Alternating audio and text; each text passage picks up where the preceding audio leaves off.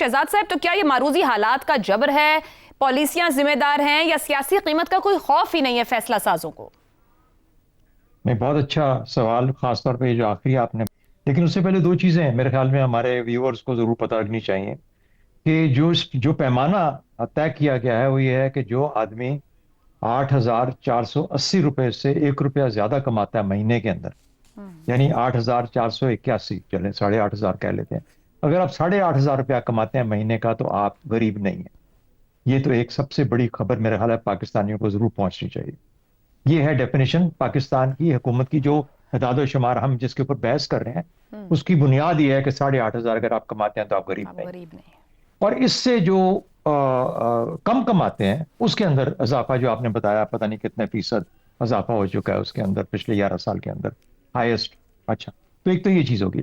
جو اقوام متحدہ ہے وہ کہتی ہے کہ نہیں، جو غربت کی جو ڈیفینیشن ہے، جو تشریح ہے، وہ اگر آپ $4.10 روزانہ سے کم کما رہے ہیں تو پھر آپ غریب ہیں۔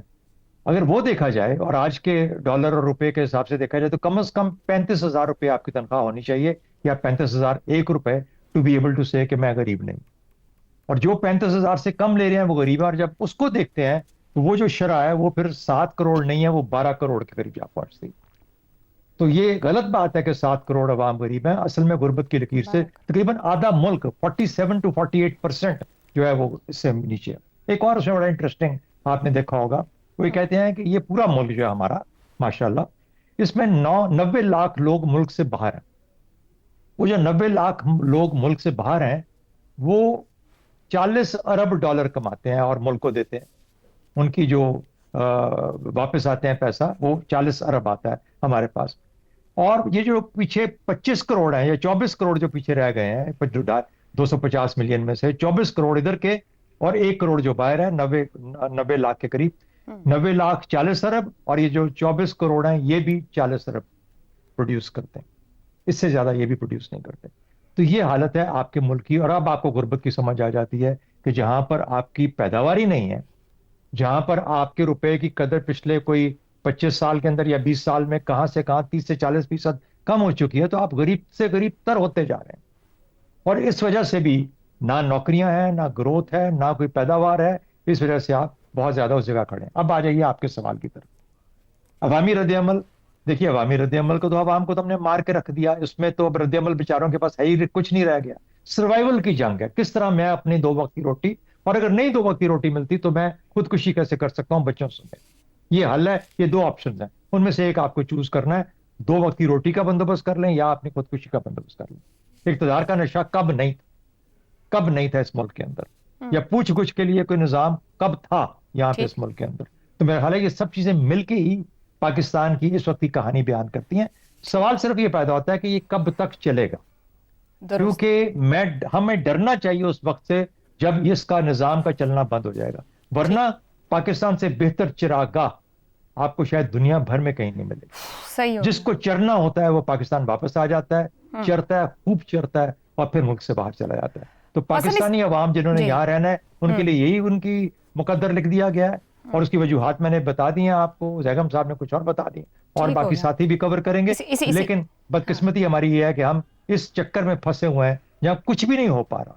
پالیسی کو چھوڑیے، سوچ کو چھوڑیے، فکر کو چھوڑیے، لیڈرشپ کو چھوڑیے، کچھ بھی کام نہیں کر رہا۔ حسن نثار صاحب، اسی بات کو آگے لے کے چلتے ہیں۔ آپ کے خیال میں اس بے حسی کی وجہ کیا ہے جہاں آدھی آبادی جو ہے غربت کی لکیر سے نیچے، اور کب تک یہ ایسے ہی چلے گا؟ یہ ایسے ہی چلے گا۔ اس کی وجہ ہے کہ یہ وہ ملک ہے، یہ وہ خطہ ہے جہاں استحصال کو ہمیشہ استحقاق سمجھا گیا ہے۔ ایک بات یاد رکھنا، یہ بابر کی بقائے بابر پڑھو، یہ تسکے بابری اور اس کی بایوگرافی وغیرہ پڑھتے ہیں، ان کو تو پتہ ہی نہیں۔ یہ اردو فارسی، اس سے پہلے فارسی میں ہوئی، یہ ترکی میں ہے۔ اس کو پڑھ کے دیکھو، تمہارے رونگٹے کھڑے ہو جائیں گے اور اپنے وجود پہ شرم آئے گی۔ جو بابر نے لکھا ہے اس خطے کے بارے میں، پرانی بات نہیں، 1526 میں آیا تھا وہ۔ اچھا، اب اس ملک کی اس خطے کی جو تاریخ ہے، یہ صدیوں نہیں ہزاریوں سے بدترین قسم کے غلام ہیں، جس کا دل کرے چیلنج کر لے. اور یہ رہیں گے ایرین سے لے کے انگریزوں تک. پھدکتے رہنا اور بات ہے عرب آ گئے، فلانا آ گیا، غزنوی آ گیا، غوری آ گئے. they were invaders. سمپل. یہ بے وقوف بناتے ہیں. یہ کہ آئے تو کوئی اسلام کا کو پرچم پرچم. او بھائی 2026 میں اگر پاکستان کی نام نہاد اشرافیہ، جو اشرافیہ ہے ہی نہیں، اگر اپنے عوام کے ساتھ یہ سلوک کر رہی ہے، طیارے خرید، فلانا کر ٹمکانا کر، تو کبھی سوچا یہ ہے کہ سلاطین دہلی اور مغلوں نے کیا کچھ کیا ہوگا؟ Have you ever thought about it? Babar نے کس کو ڈیفیٹ کیا تھا؟ ابراہیم لودھی کو مارا تھا، جو تہجد گزار آدمی تھا.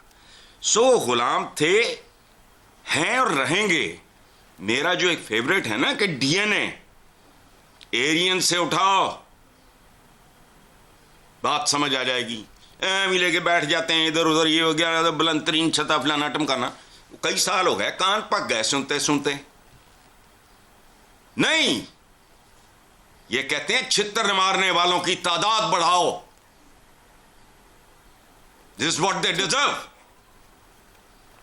ایسی کی تیسی اگر بندے میں جان ہو، ٹھیک ہو گیا، ٹھیک ہو گیا، ان کے ساتھ ایسی لوٹ مچی ہو. درست. عامر صاحب، جو حسن صاحب بات کر رہے ہیں اسی کو آگے بڑھاتے ہیں. یہ ملک اب تو یہاں کوئی انویڈرز نہیں ہے، پاکستان قریباً 80 سال کا ہونے کو ہے. یہاں پہ جو بھی اشرافیہ فیصلہ ساز یا اوپر بیٹھتے ہیں وہ اوتھ لیتے ہیں اپنے عوام کے ساتھ وفاداری کا اور ان کی بہتری کا. تو یہاں کی استحصال کو استحقاق سمجھ کر کب تک ملک کو ایسے چلایا جائے گا؟ کہیں تو ٹوٹے گا یہ سب. ایبسولوٹلی ٹوٹے گا. اور یہ جو آپ نے ابھی بات کی نا، یہی وجہ ہے کہ ان کا رویہ سمجھنا دیکھیں مشکل ہو گیا ہے. اگر آپ ان کی فیصلہ سازی اور ان کی سوچ کی بات کریں تو مجھے اس سے کہیں زیادہ افسوس اس جواز کے اوپر ہوتا ہے جو اپنے فیصلوں کا یہ پیش کرتے ہیں، because that is like adding insult to injury. اور مجھے لگتا ہے ایسا کہ جیسے معمولی سے معمولی بیماری کا بھی اگر بہت عرصے تک آپ علاج نہیں کرتے ہیں تو ایک وقت آتا ہے جب وہ لاعلاج ہو جاتی ہے.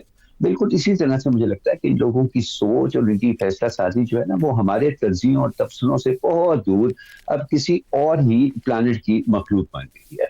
اور میں جب ان کو پرکھنے کی یا ان کو سمجھنے کی کوشش کرتا ہوں تو مجھے بس صرف اپنے بزرگوں کی سنائی وہ جھوٹی سچی کہانیاں یاد آتی ہیں کہ جب ہلاکو خان بغداد کو آگ لگا رہا تھا تو وہاں کے علماء اور مشائخ اس نقطے پر بحث میں مصروف تھے کہ سوئی کے نقطے پر کتنے فرشتے جو ہیں وہ سما سکتے ہیں.